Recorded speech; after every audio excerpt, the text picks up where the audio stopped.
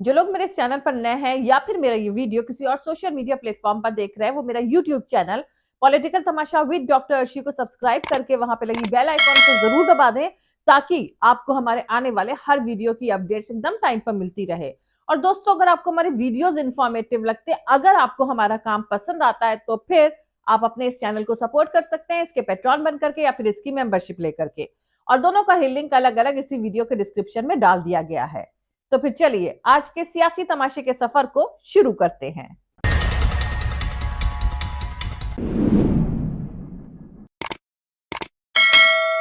नरेंद्र मोदी जी, जो अपने आप को देशभक्त कहते हैं, उन्होंने हिंदुस्तान के वीर जवानों का अपमान किया। कैसे किया? अग्निवीर हो, हाँ इधर आओ, आ जाओ आ जाओ आ जाओ।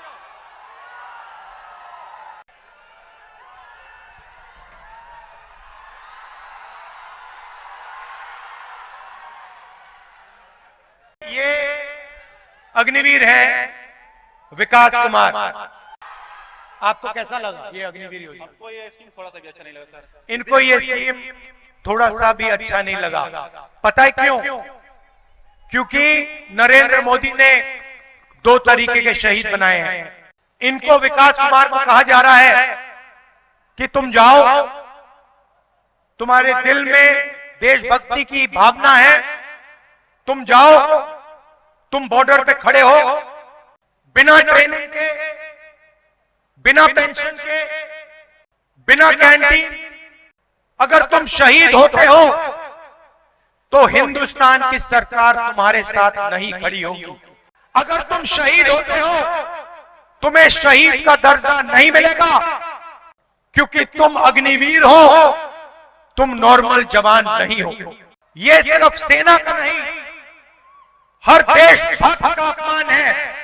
और हम इस बात को मानने के लिए तैयार नहीं है कि दो शहीद होंगे। एक तरीके का शहीद होगा, सबको पेंशन मिलेगी, सबके परिवार की रक्षा होगी, सबको कैंटीन मिलेगी, सबको पेंशन मिलेगी। और मैं आपको आश्वासन देना चाहता हूं, और आपके माध्यम से हिंदुस्तान के हर एक जवान को, हर एक युवा को, हर एक अग्निवीर को, जैसे इंडिया गठबंधन की सरकार आएगी, हम अग्निवीर योजना को फाड़ के कूड़ेदान में फेंक देंगे।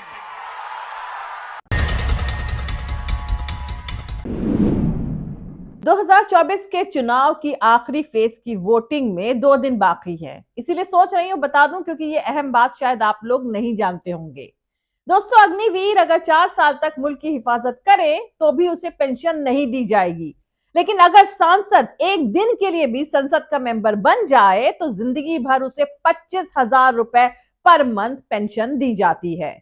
मजेदार बात यह है कि अगर कोई सांसद के बाद विधायक बन जाता है तो उसे सांसद की पेंशन के साथ साथ विधायक की सैलरी भी मिलेगी, और विधायक पद से हटने के बाद सांसद और विधायक दोनों की पेंशन मिलेगी।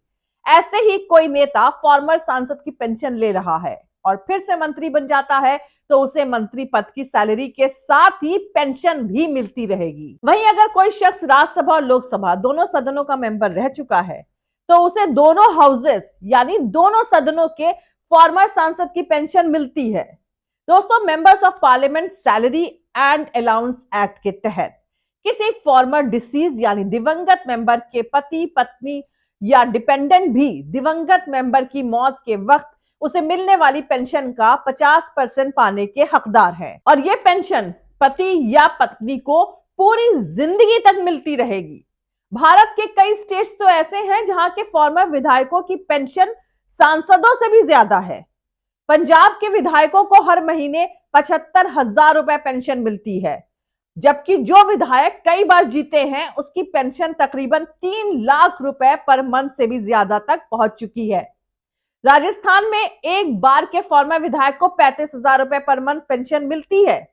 अगर वो दूसरी बार विधायक बनता है तो पेंशन की रकम में 8,000 रुपए की बढ़ोतरी हो जाती है। इसके बाद नेता जितनी बार भी विधायक बनेगा उतनी ही बार 8,000 रुपए की पेंशन की रकम बढ़ जाती है। और केरला में तो काफी कमाल का इंतजाम है। वहां अगर कोई मंत्री अपने ऑफिस में 2 साल के लिए स्टाफ को अपॉइंट करता है और इसके बाद उसकी सर्विस खत्म होने पर उस स्टाफ को जिंदगी भर पेंशन मिलती है। तो कुल मिलाकर कहने का मतलब यह है कि आपके वोट को लेकर माननीय बने मेंबर्स ऑफ पार्लियामेंट और विधायक ऐसे मौज में हैं और बेचारे वोट देने वाले को सिर्फ डराया जा रहा है, संडे और फ्राइडे के नाम पर लड़ाया जा रहा है। वैसे आगे बढ़ने से पहले मैं आप लोग को बता दूं कि पूरी दुनिया के सारे फाइनेंशियल इंस्टीट्यूशन संडे को बंद रहते हैं, कोई कामकाज नहीं होता है। इस वजह से सारे इंटरनेशनल लेन देन भी बंद रहते हैं। यही नहीं, पाकिस्तान और अरब मुल्कों में बहुत सारे मुल्कों में फ्राइडे को छुट्टी हुआ करती थी, मगर इसी के चलते वहां भी अब संडे को छुट्टी होने लगी है। लेकिन साहिब की माने तो अपने मुल्क में ईसाइयों की वजह से संडे को छुट्टी होती है। कि हमारे देश में रविवार को छुट्टी होती है, हॉलीडे। क्योंकि जब अंग्रेज यहां राज करते थे तो ईसाई समाज हॉलीडे मनाता है, पवित्र दिवस, तो तब से एक रविवार परंपरा शुरू हुई। अब रविवार को हिंदुओं से जुड़ा हुआ नहीं है, ईसाई समाज से जुड़ा हुआ है। 200 साल से 300 साल से यहां चल रहा है। अब उन्होंने एक जिले में रविवार की छुट्टी पर ताले लगवा दिए, बोले शुक्रवार को छुट्टी होगी। अब ईसाइयों से भी झगड़ा, पहले हिंदुओं से झगड़ा, अब ईसाइयों से झगड़ा। ये क्या चल रहा है भाई? उनका फॉर्मूला है गौर सांप्रदायिक राजनीति करो, गौर तुष्टीकरण की राजनीति करो। दोस्तों, झारखंड के दुमका में प्रधानमंत्री नरेंद्र मोदी ने संडे या अंग्रेजी कैलेंडर के ऊपर जो हमला किया है वो यूं ही नहीं है। दुमका में 1 जून को लोकसभा चुनाव के लिए वोटिंग होनी है और वहां ईसाइयों की तादाद 8% के करीब है। अपने वोटरों को इन्हीं 8% ईसाइयों से डराने के लिए प्रधानमंत्री नरेंद्र मोदी ने इंग्लिश कैलेंडर के सहारे ईसाइयों पर हमला कर दिया है। सोचिए, अपने वोटर्स को डरपोक बनाने में कितनी मेहनत करती है बीजेपी। 80 से 90% होने के बावजूद एक बेहद मामूली सी आबादी से डराती है और डर कर एक ऐसी सरकार को वो लोग चुनते हैं जो उनके मुताबिक उनकी हिफाजत इन 8% या 14% वालों से कर सके। दरअसल बीजेपी और संघ की पूरी सियासत ही डर की रही है। उन्हें पता है कि 80% मेजॉरिटी वाली सोसाइटी 8% से डर जाएगी, 14% वालों से डर जाएगी और इसी डर के चलते वो उन्हें वोट देगी। और ताज्जुब की बात यह है कि वोट देती भी है। यही वजह है कि 500 साल पहले मर चुके उन मुगलों से भी डराया जाता है जिनकी कब्र पर आजकल बच्चे खेलते नजर आते हैं। वो भी तब जबकि मुगलों के दौर के बाद इस देश में ब्रिटिश हुकूमत भी आई थी और मुल्क पर तकरीबन 200 साल तक राज किया था। मुगलों की हिंदुओं पर वैंडलिज्म यानी बर्बरता का तो कोई सबूत मौजूद भी नहीं है, लेकिन इस ब्रिटिश हुकूमत की बर्बरता के सबूत और प्रूफ हर जगह मौजूद है। जालियांवाला बाग मौजूद है तो नीम के पेड़ भी मौजूद है, अंडमान निकोबार की जेल मौजूद है और मौजूद है हर जगह जहां ब्रिटिश जुल्म के जिंदा निशान मौजूद हैं। कभी थोड़ा वक्त निकालकर सोचिए जरूर कि मुगलों के दौर के बादशाहों को गालियां देते संघ और बीजेपी के लोग तमाम जालिम ब्रिटिश वाइसराय को गालियां क्यों नहीं देते हैं? कभी आपने सोचा है कि जिस ईसाई ऑफिसर जनरल डायर ने जालियांवाले बाग में फायरिंग करके 400 से ज्यादा लोगों को मार डाला था, उससे संघ के लोग आज मेजॉरिटेरियन सोसाइटी को क्यों नहीं डराते हैं?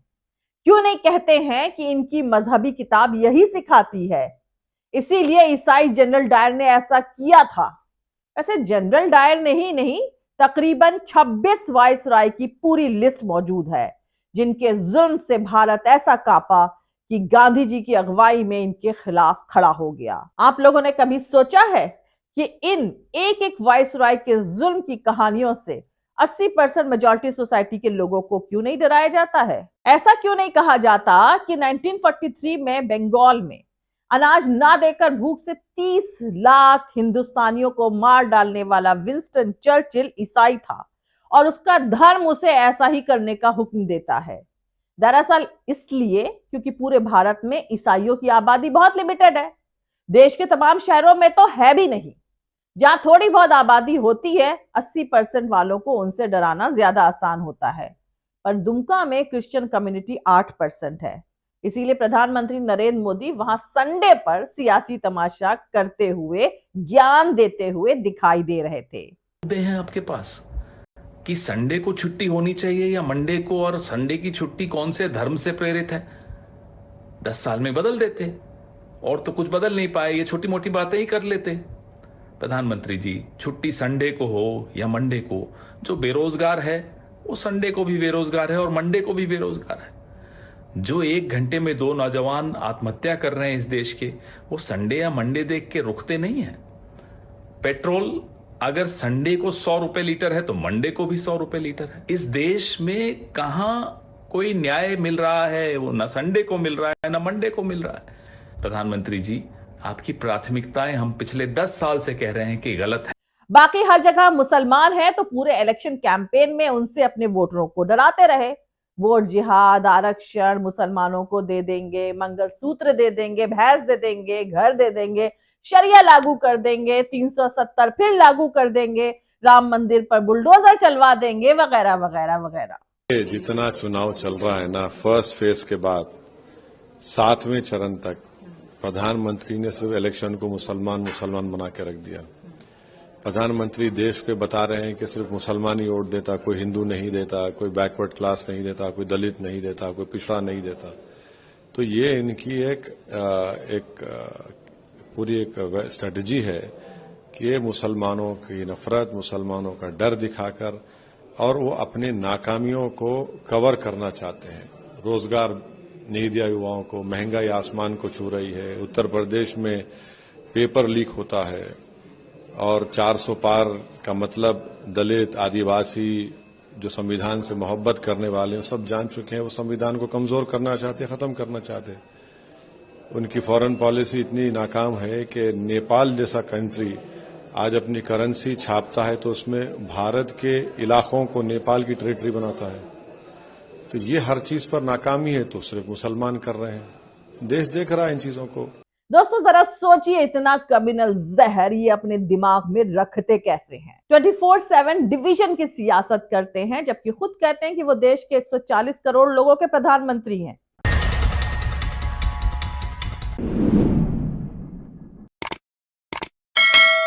आज के लिए इतना ही दोस्तों, मिलते हैं अगले वीडियो में किसी दूसरे नए सियासी तमाशे के साथ। जय हिंद, सत्यमेव जयते, अल्लाह हाफिज।